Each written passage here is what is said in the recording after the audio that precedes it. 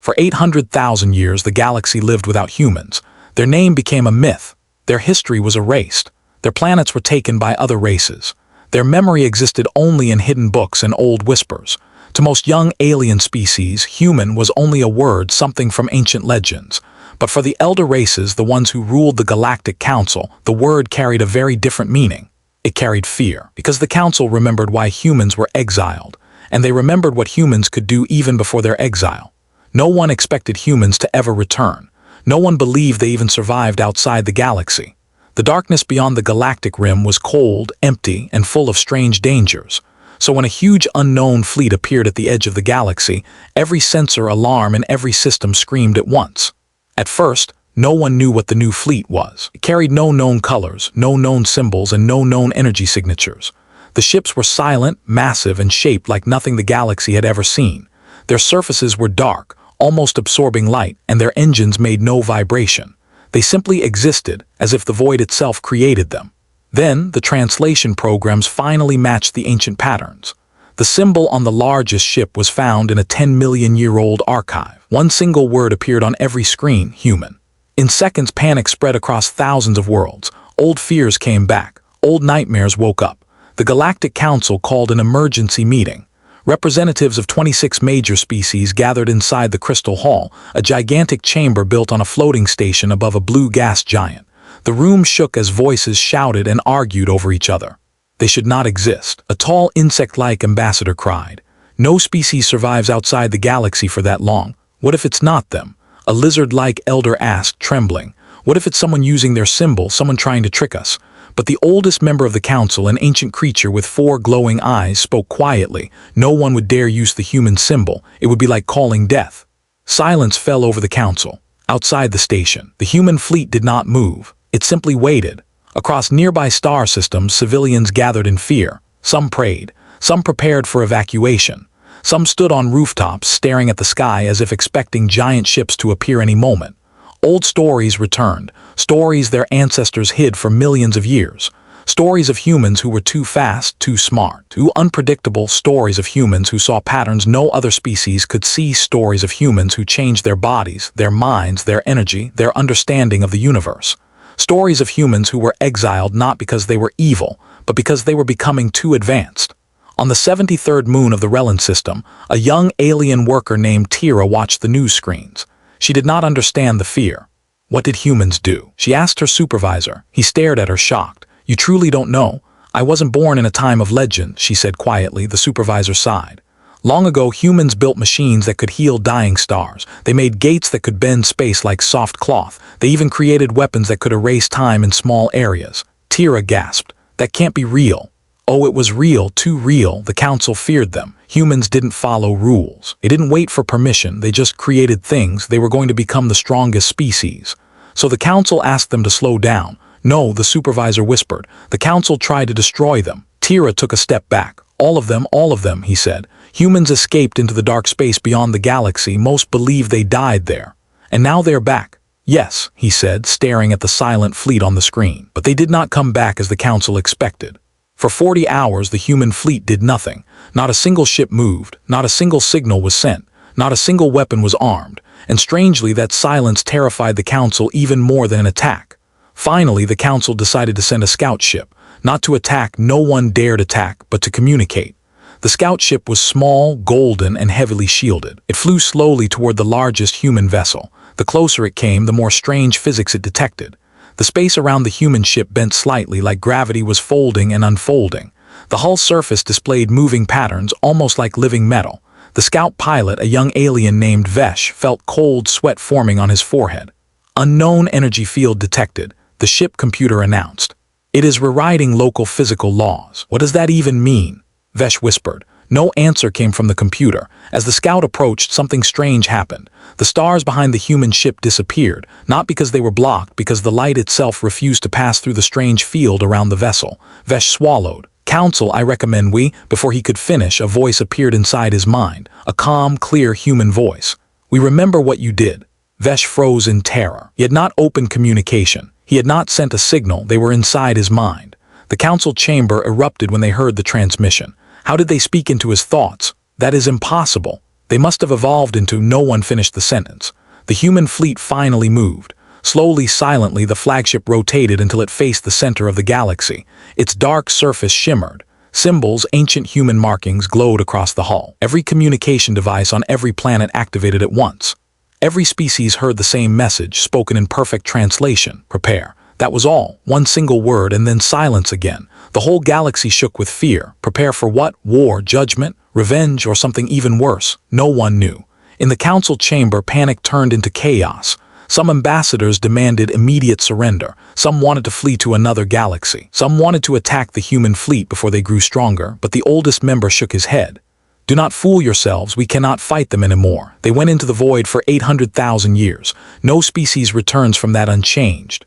What do they want? A younger member asked. Perhaps revenge, another replied. Perhaps justice, someone else whispered. Or perhaps, the elder said slowly, they did not return because of us. They returned because something happened in the dark, something that forced them back.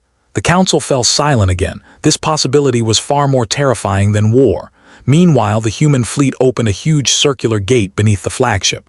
A shimmering blue ring began to spin. Energy poured from the flagship into the ring. It was not a weapon. It was not a shield. It was something else. Something the galaxy had never seen. Thousands of alien scientists tried to understand the energy readings, but the numbers made no sense. The gate seemed to connect to a dimension outside known physics. The council watched with dread. Is this the beginning of their attack? Are they building a superweapon? Are they opening a path for more humans to enter the galaxy? The truth would come soon. On a small moon near the galactic border, Tira, the young worker, watched the event on her screen. She felt something strange, excitement. What if humans are not here to destroy us? She wondered. What if they came because we need them? Her supervisor heard her and shook his head. Do not hope for anything. Humans are unpredictable. If they came back for a reason. What reason? That, he whispered, we will learn very soon. Finally, after long silence, the human fleet powered up their communication systems again. Every star system received a transmission. A single image appeared, the galaxy slowly being consumed by something enormous, something dark, something beyond understanding. Below the image, one message repeated in every language: we did not come for war unless you force us. The message ended. The gate beneath the flagship brightened. The human ships shifted formation. Something massive began to emerge from the gate. The galaxy held its breath. The council froze. Civilians trembled. Scientists prayed, because whatever humans brought with them was not from this galaxy and not from any known universe. The human return was not the beginning of war. It was the beginning of something much bigger, something far more terrifying, something the galaxy was not ready for, and the humans knew it. That was why they returned. The galaxy did not sleep after the humans' return. Across billions of worlds, every thinking mind asked the same question: why did humans come back now? The Galactic Council needed answers, but answers were difficult when fear ruled every thought. No one dared approach the human fleet again. No one wanted to hear another voice in their head. No one wanted to witness more impossible technology. But the biggest reason was something older than the Council itself: guilt. The truth of humanity's exile had been buried for hundreds of thousands of years. But the humans remembered, and if they remembered, they might reveal it. That terrified the Council even more than the threat of war.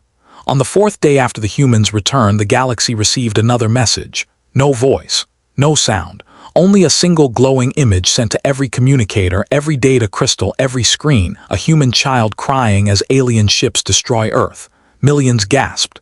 Billions froze. Even species who never heard of humans felt something. They felt shame. The image didn't show a war, it showed an execution, a wiping out. Below the image, a quiet line of text appeared in every language. You erased us. We survived. The image stayed for 10 seconds, then vanished. The Council panicked. That picture was supposed to be erased from history forever. Only 5 ancient members knew the truth of that event, and none of them had spoken of it for ages. How did the humans have this image, and how many more did they have? Meanwhile, in the Relin system, the young worker Tira watched the image replay on her screen.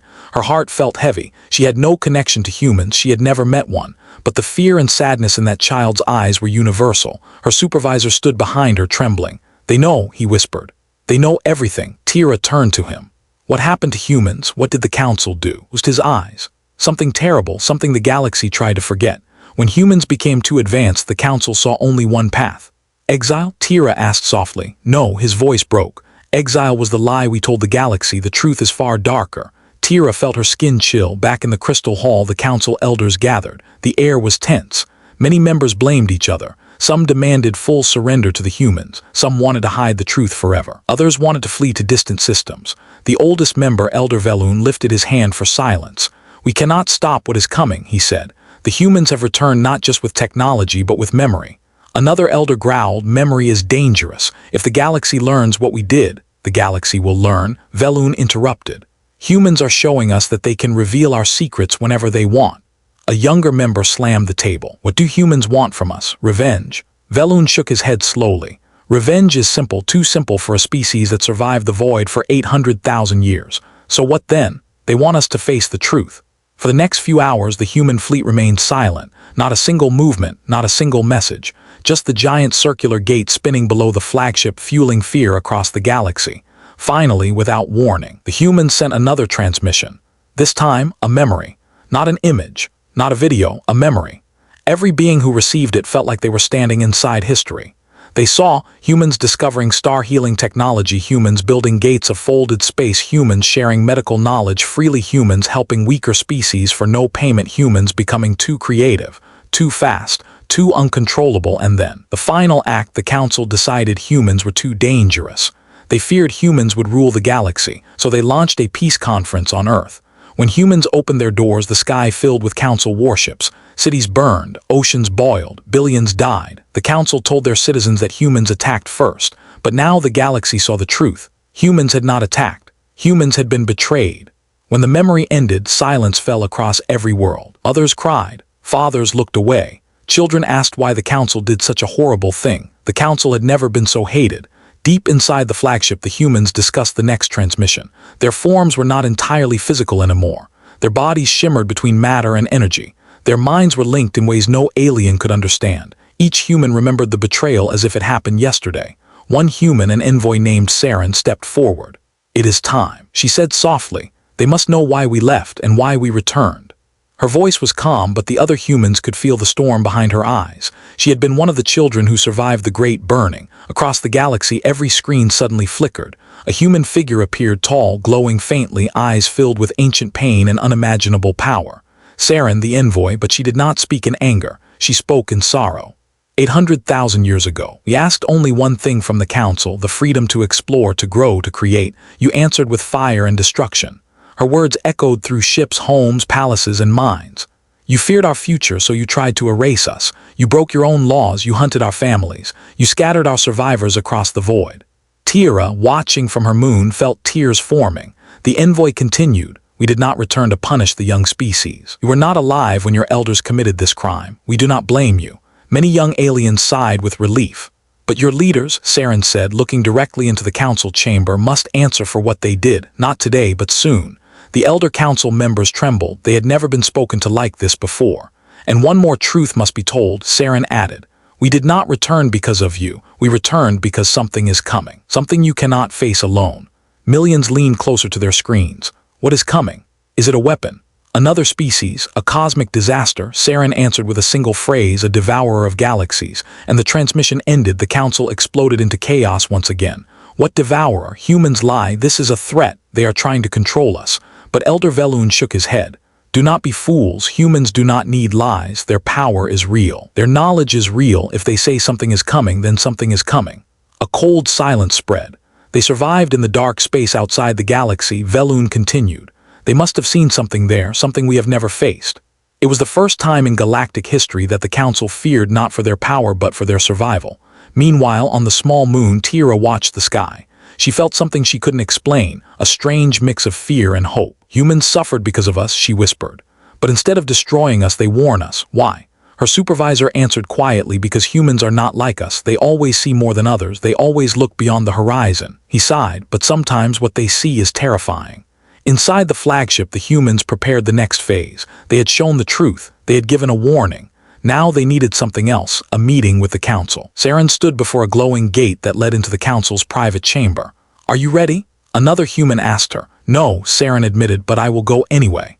Humans always walked into danger. That part of them had never changed. Before the envoy entered the gate, a final message reached every world. We will speak with your Council. The galaxy must know what is coming. What you fear today is nothing compared to what waits in the dark. The message ended. The human's gate pulsed brighter. Saren stepped inside. Light swallowed her. The council chamber shook as a human materialized inside their most secure room, something no other species could ever do. The guards froze, the elders stared. For the first time in all of history, the humans had returned not as weapons, but as witnesses, and the galaxy knew whatever happened next would change everything. Saren, the human envoy, peered in the middle of the Galactic Council's great chamber in a flash of soft white light. The guards froze, too afraid to move. No one had ever teleported inside this chamber before. The room was protected by layers of shields, energy walls, and space-folding traps. Even the strongest species could not break in, but humans walked through it as if it were open air. For a long moment, the entire chamber was silent. Saren stood calmly, form glowing with faint energy. Her body looked human, but something about her presence felt too large, too powerful, too ancient. She was not only a representative of a species, she was a reminder of everything the council feared. Elder Velun finally spoke. "You stand in a restricted chamber, explain your purpose." Saren smiled gently. "I am here because you would not come to us." Some council members shook with anger, others with fear. A few secretly felt respect, but none dared show it. "We granted an exile," an ambassador hissed. "We allowed your people to live, you should be grateful." Saren's eyes hardened. "Allowed us to live," she repeated quietly. "You tried to erase us, you tried to burn our home, we survived without your permission." Her voice was calm, but her words cut deeper than any weapon. Outside the chamber, entire worlds watched live broadcasts, holding their breath. Children sat beside parents. Soldiers paused their duties. Workers stopped their machines. Everyone waited to hear what the first human in 800,000 years would say next. Saren looked at the circle of elders. "I did not come to punish you, not today, but I will speak truth. The galaxy deserves truth." An ambassador shouted, "Truth is dangerous. Truth is necessary," Saren corrected. Another elder slammed his desk. "What do you want from us?" Saren glanced at their fearful faces. "We came back because the galaxy is in danger. A danger you cannot see yet, something we witnessed in the void." Her voice softened, almost like a teacher explaining a lesson to frightened students. "Something is coming and it devours everything." Several elders exchanged terrified looks. "Is this a threat?" one whispered. "No," Saren said. "This is a warning." To prove she spoke the truth, Saren raised her hand. The chamber lights dimmed. Large holo image formed above the council table, stars being eaten one by one, entire systems fading like candles in a cold wind. Murmurs filled the chamber. "What is that creature? How big is it? How does it travel? Why would it come here?" Saren answered each unspoken question. "We call it the Abyssal Maw, a life form older than galaxies. It sleeps for millions of years, then wakes hungry. When it wakes, it consumes everything. Matter, light, energy, life. Galaxy is only a meal to it." Her words sent chills across every world. She continued, "We learned to hide from it. We learned to sense its movement. We learned where it travels, and now it is coming toward this galaxy." Elder Velun leaned forward, trembling. "How long do we have?" Saren closed her eyes. "Not long enough." The chamber erupted with fear. "This is impossible. That thing cannot exist. This is human manipulation. They are trying to control us." Saren raised her hand and the chamber fell silent again. "You think we returned for power?" she asked softly. "If we wanted to conquer the galaxy, we could have done that without speaking. We came because we remember betrayal and we do not want another species to face what we faced." Her voice grew heavy with emotion. "We lost billions. We lost our home. We lost our son. We lost so much because of your fear." The elders lowered their eyes. "But even after all of that," Saren continued, "we do not want your young species to be destroyed. Children who never harmed us should not pay for the crimes of your ancestors." She looked up again. "We came back because the Maw is coming, and when it arrives, no single species can survive it, not the Council, not humanity, no one." Tira, watching from her moon, whispered, "Then why help us? Why warn us?" Her supervisor answered quietly, "Because that is what humans do. Even after being hurt, they still protect those who need help." Inside the council chamber, a young ambassador named Karev stood up. He belonged to a peaceful species that admired human history. "Envoy Saren," he said carefully, "what must we do to survive?" The chamber quieted. Everyone wanted to know the answer. Saren stepped forward. "First, you must accept responsibility. The truth must be known. The younger species must understand what truly happened. Secrets will divide us. Only truth can unite us." At these words, the older council members grew tense. Some shook their heads, some clenched their fists, others glared at Saren with hatred. One elder growled, "We will never admit to crimes that could destroy our authority. The galaxy needs leadership." Saren's voice sharpened. "The galaxy needs honesty. Your authority means nothing when the Maw reaches your homeworld." Another elder shouted, "We will not let humans rule the galaxy." Saren looked at him calmly. "We do not want to rule, we want to survive, and we want you to survive too." Her words were simple, but they struck like lightning. Suddenly, a council guard, shaking with fear, raised his weapon at Saren. "You cannot be trusted," he yelled. Your species brings disaster. Before anyone could react, he fired. A bright bolt of plasma shot straight at Saren. The entire galaxy gasped, but the bolt stopped 1 meter from her chest, frozen in midair. It hung like a glowing ball of light, unable to move forward. Saren didn't even blink. She gently lowered her hand and the plasma dissolved into harmless particles. Every council member shrank back. No one had seen such control over energy. Not even the strongest psychic species could do that. Saren's expression didn't show anger, only disappointment. "This is why you fear us," she said quietly. "Not because we are cruel, but because we became something you do not understand." She turned toward the guard who had fallen to his knees. "I forgive you," she said softly. "You are only afraid, and fear is the true enemy here, not us." The guard broke down crying, and billions watching from their worlds felt something strange inside them: respect, admiration, hope. Perhaps humans were not monsters. Perhaps the council had lied. Perhaps everything needed to change. Elder Velun finally stood.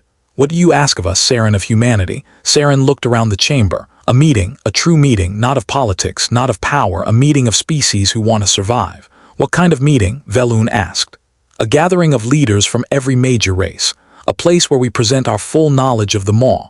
A place where we teach you how to protect your worlds. And what do you want in return?" Saren's answer was simple: nothing except honesty. The chamber grew silent again. "We will show you everything," Saren continued.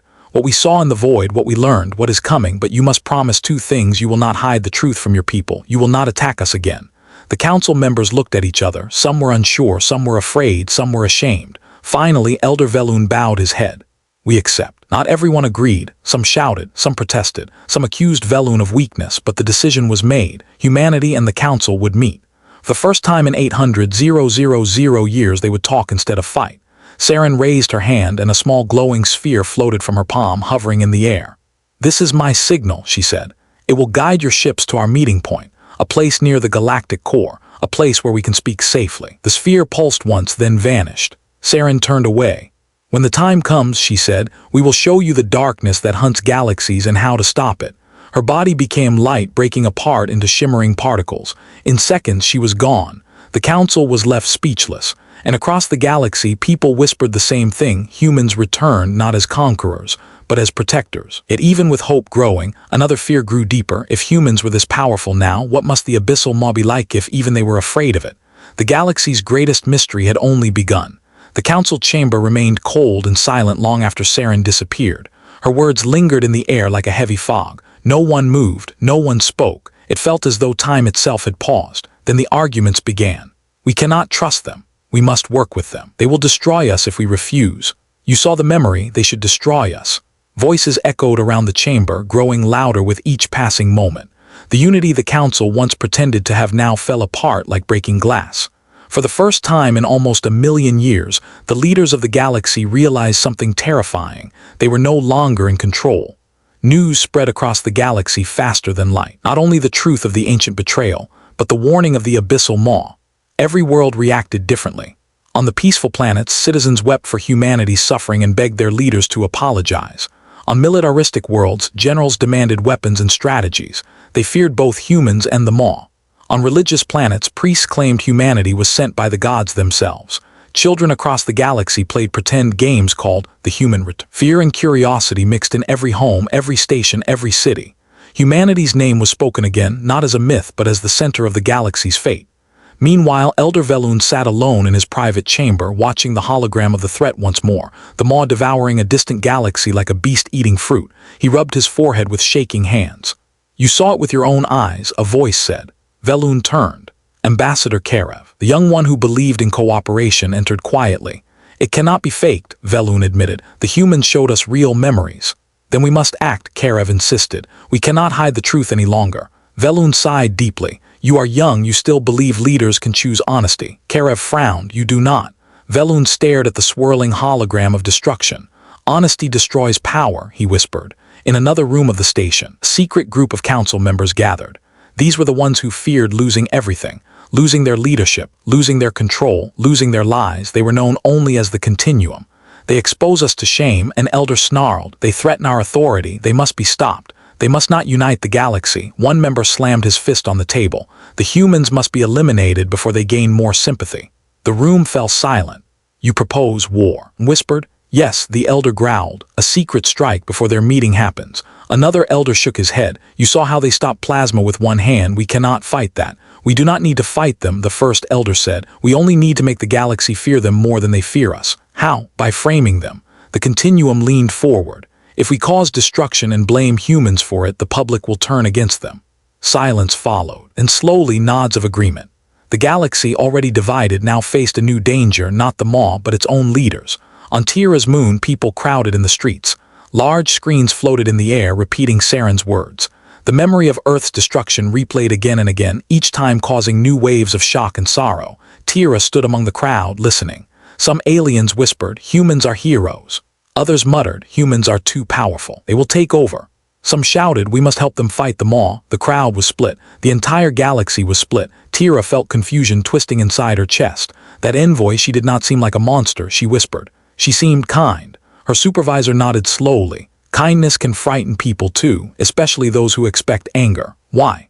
Because kindness from someone powerful means they chose not to destroy you, and that is the scariest kind of strength. Tira looked up at the stars, wondering what humanity truly became in the void. Back in space, the human fleet adjusted its formation for the upcoming meeting. Inside the flagship, Saren stood before a vast star map.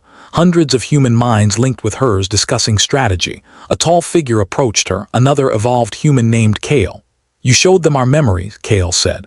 Are you ready for what comes next? No, Saren replied honestly. We do not have time for fear. Kale studied her face. They will not trust us easily, they will break before they bend. Saren nodded, I know, but the galaxy deserves a chance, even if their leaders don't. Kale looked at the swirling hologram of the Maw. That thing destroyed 3 galaxies while we wandered the void. It will not stop now.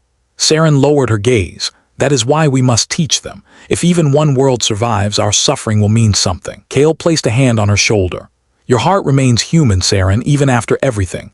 She smiled faintly. That is the part of me I refuse to lose. Inside the council station, a sudden explosion shook the entire structure. Alarms blared, lights flickered, emergency shields activated. Council members ran into the halls, shouting, What happened? Is this the human attack? Did they strike first? The fear spread like wildfire, but the truth was far more sinister. Deep inside the station, the Continuum had planted energy bombs. Their plan was simple: destroy a planetary moon, blame humans, force the galaxy to hate them. The bombs charged silently, building dangerous amounts of energy. At the same time, outside the station, a small council scout ship approached the human fleet under diplomatic orders. The human flagship detected it. Another message from the council? Kale asked. No. Saren said, something is wrong. Energy spikes appeared on the human sensors. In the station? Kale asked. Yes, Saren whispered, a trap is forming. She instantly connected with the human fleet. Their minds linked across thousands of ships. Data flowed faster than thought. The bombs will activate in 90 seconds, Saren said quietly. What will happen? Kale asked. Saren closed her eyes. The blast will destroy the entire council station and part of the nearby moon, and they will blame us. Yes, Kale shook his head in disgust. They learned nothing. Some of them did, Saren said, but fear still rules many hearts. What do we do? Saren took a slow breath. We save them. Kale stared at her in disbelief. Even after they tried to kill you today? Yes, Saren said, because if we do not protect them now, they will never trust us later. Inside the station, Elder Velun realized something was wrong. He felt the energy rising beneath his feet. He activated his wrist computer. Scanned for explosives. The computer beeped. 4 bombs detected. Velun's heart stopped. He shouted to the council, there is a bomb, evacuate now. But before anyone could run, a soft glow filled the chamber. Saren appeared. You, Velun gasped. You came back. Saren's eyes glowed bright white. There is no time, follow me. The alarms counted down 35 seconds. 34, 33. Council guards aimed weapons at her again. Saren waved her hand and the weapons turned to dust. We can argue later, she said. Right now, move. Velun finally shouted, follow the human. They ran behind her as she teleported small groups safely into shielded evacuation zones. Kale and the human fleet created a massive energy cocoon around the entire station. They bent gravity itself to absorb the blast. Inside the station, Saren evacuated the last group. 5 seconds, she shouted. She pushed Velun into the portal. Saren, he cried, what about you? She smiled. I'm right behind you. The explosion shook the universe. The bombs detonated. A blinding flash swallowed the station, but instead of destroying it, the human cocoon held the blast like a bubble catching fire. Wind, light, heat, all absorbed. And when the explosion ended, the station still floated in space, damaged but alive. The humans had protected them. Every world saw it. Every world realized the truth. Humans risked everything to save the very people who once tried to kill them. And just like that, the galaxy began to shift. Fear turned into awe, anger turned into confusion, doubt turned into admiration. Humanity, once exiled, now shone like a light in the darkest sky. But far away in the cold edge of space, something enormous stirred. Abyssal Maw had opened one eye, and it had sensed movement. The galaxy had little time left. The explosion should have destroyed everything. The council station, the moons nearby, and half of the leaders inside should have vanished into bright nothingness. But instead, the galaxy witnessed the impossible. Humans saved the council. The energy cocoon created by the human fleet held the blast as if it were catching rain. When the light faded, the station still floated in space, burned, cracked, smoking but alive. Across the galaxy, billions watched in silence. Many cried, many simply stared at their screens, unable to speak. The ones who feared humans felt their fear turning into respect. The ones who hated humans felt their anger turning into confusion. But one thing became clear to everyone: if humans wanted to destroy the galaxy, they could have done it already. Instead, they protected the very species that once betrayed them. That changed everything. Inside the damaged station, Saren stood before Elder Velun. Smoke rose from the broken walls. Alarms still cried for attention, but everyone stared at Saren with disbelief. "You saved us," Velun whispered. Saren nodded gently. "All life is precious, Velun, even those who have made mistakes." He lowered his gaze. "You are kinder than we deserve. That is your guilt speaking," Saren replied softly, "not our judgment." Velun took a deep breath. For the first time in his long life, he felt something new: hope. But not everyone felt the same. Some council members glared at Saren with hatred, some whispered accusations, some still believed humans were manipulating everything. One elder shouted, "Why didn't you stop the bombing before it happened? Why let us suffer?" Saren answered calmly, "Because your people needed to see the truth, not from us, from your own leaders." Her eyes narrowed, "And the ones responsible will answer for their actions." The guilty council members trembled. The galaxy now knew who endangered them. No lie could save them anymore. Meanwhile, far away on Tira's moon, massive celebrations broke out. Citizens cheered the humans, waving holographic banners showing the moment Saren saved the station. Tira stood in the middle of the crowd. Her eyes sparkled with excitement. "They protected us," she whispered. "They protected everyone." Her supervisor nodded, though his face was serious. "Yes, but they protected us for a reason. Something worse than the council is coming, something they fear." Tira swallowed. "The Maw, yes," he said quietly. "And if humans fear it, we must be terrified." Deep inside the human flagship, Kale studied the galaxy map. Black voids appeared, tiny, spreading patches of nothingness in systems far beyond the rim. "It has started," Kale said. Saren entered the chamber beside him. "How many systems?" she asked. "3 are gone," Kale replied. "The Maw consumed them, no survivors." Saren closed her eyes, pain crossing her face. "We need to hurry. The meeting with the galaxy must happen soon." Kale nodded. "The council will come, whether they trust us or not. They have no choice now." Saren touched the edge of the hologram with her fingertips. "And after that, we fight an enemy older than our galaxy." Kale looked at her softly. "You believe they will follow us?" Saren smiled weakly. "I believe they want to live." The council scheduled the emergency meeting at a neutral site, a floating arena in the center of the galaxy called the Hearth of Stars, a place built long ago for peace treaties.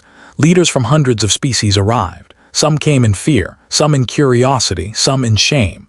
But when the human fleet approached, silence swept across every ship. The flagship opened, and from its bright doorway came 3 envoys, Saren, Kale, and a third human, an older-looking figure named Lion.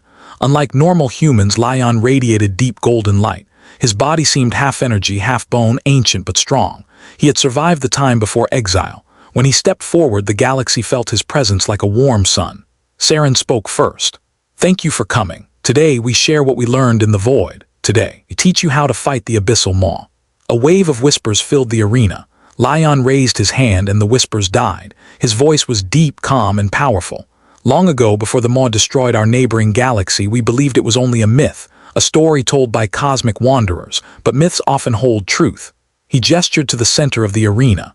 A huge hologram appeared, a living darkness shaped like a giant serpent of shadow. Its body stretched longer than a star cluster. Its eyes were black holes. Its mouth was a void that ate starlight. The image made children scream. Even adults felt cold fear inside their bones. "This creature," Lion continued, "moves slowly through the universe. It sleeps for millions of years, then wakes hungry." He pointed at a distant star map. 800,000 years ago, we sensed it waking. We fled into the void and hid from it, but now it has begun feeding again. Kale expanded the map, showing systems vanishing. "In the last 20 days, the Maw consumed 3 dwarf galaxies and is moving toward ours." Leaders gasped. How long until it reaches us? Can we stop it? Can we run? Can we hide? Saren raised her hand, one question at a time. The crowd fell silent. Saren continued, we cannot run, we cannot hide. The Maw senses energy and gravity. The galaxy is already too large to escape. Kale added, and we cannot fight it alone, not humans, not the Council, no single species. Then Lion said the words that shook the galaxy, but together our chances rise. Not everyone accepted this. A loud voice boomed through the arena. It was Elder Corrin, a proud reptilian warlord. Humans lie, he roared. They show us phantom creatures to control us. They want command of the galaxy. Murmurs spread again. Saren looked at him calmly. You still refuse to believe even after we saved your council from itself. You saved nothing, Corrin snapped. You staged that explosion to make yourselves look like heroes. Gasps filled the room. Saren's voice lowered, turning cold. We do not need lies, our power is real, but your pride blinds you. Corrin spat on the ground. I will not follow humans, not now, not ever. He turned to leave the arena. But the moment he stepped beyond the threshold, the stars dimmed. The arena shook. Every ship, every mind, every heart felt an ancient vibration ripple through the galaxy. The light around the galactic rim flickered, then vanished. Saren's face went pale. Kale whispered, it has arrived. Lion stepped forward, his voice steady but heavy with doom. The Abyssal Maw has entered our galaxy. Panic erupted. Some screamed, some fainted. Some ran for their ships. Saren raised her voice above the chaos. Stop. Her voice carried across every speaker. Every mind froze. This is the moment we must choose, she said. Fear or survival, division or unity. She pointed at the darkening sky above them. The Maw is here. It will not stop. It will not negotiate. It will not show mercy. Kale added, if we stay divided, it will feed on each of our worlds one by one. Lion stepped into the center. But if we stand together, we can build a defense strong enough to slow it, perhaps even turn it back into sleep. Silence fell again. For the first time, the galaxy heard Lion speak not as a warrior, but as a survivor. Humans return not for revenge, he said softly, but because no species deserves extinction. His golden eyes glowed brighter. We will fight beside you. We will share what we learned. We will give everything to save this galaxy. Then he asked one final question. Will you stand with us? The galaxy hesitated. Then Elder Velun stepped forward. I will. Ambassador Karev followed. My people will too. One by one, leaders raised their hands. We stand with humanity. We stand together. We will fight. The galaxy roared with unity. Even Corrin, trembling in fear, slowly lowered his head. And at the farthest edge of the galaxy, the Maw opened its colossal mouth. The war for existence had begun.